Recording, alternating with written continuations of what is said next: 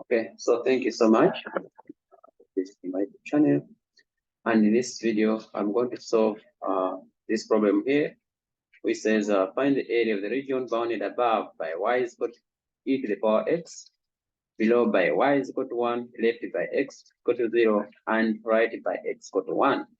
So I'm going to use double integral to solve this problem here. Okay, so allow me to sketch the region that is being described here. Okay, so we have, so I'll sketch the region here. So I'll start with y is equal to e to the power x. Okay, so this is the y-axis. Y is equal to e to the power x is simply what? Okay, this is an exponential function, of course. Okay, so that exponential function is an increasing function. So let me just use a different color. Okay, it crosses the y-axis at 1.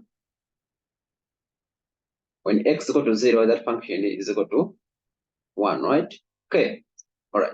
So this is it. Y is equal to e to the power x. So it crosses the y-axis at 1. And then here it decreases, goes as it goes to infinity. The function also goes to 0 as x goes to infinity. Okay, and then it's bounded above by that function, bounded below by y is equal to 1. So below y is equal to 1, so y is equal to 1 is simply this line. So this line is y is equal to 1.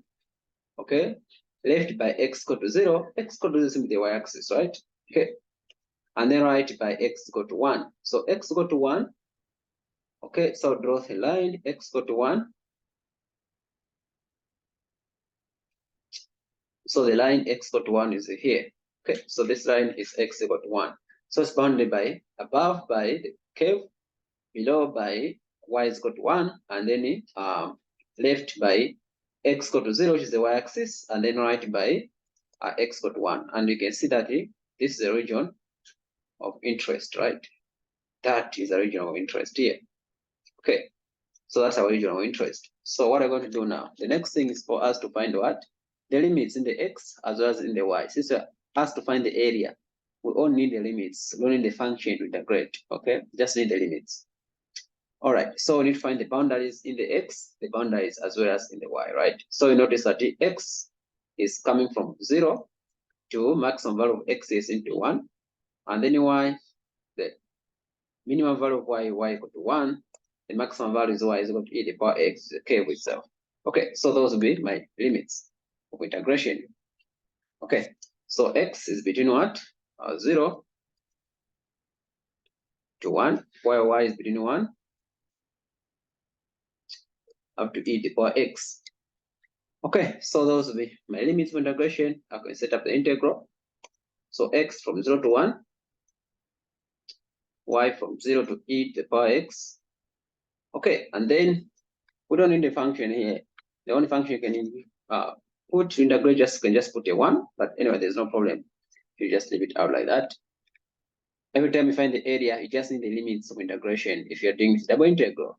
Once you include the function inside, let's say, of f of x, comma y, then you're finding what? The volume of that region. So where the height is equal to 1, when the height of something is equal to 1, the volume and the area become the same, right? Okay, so we assume that the height of this function is just equal to 1. Okay, for the area and the volume to be the same. Okay, so we are going to integrate the innermost limits are limits for y, so dy must start, and then the outermost limits, those are limits for x. So integrate, oh sorry, here I need to put y equal to 1 to e to the power x, right?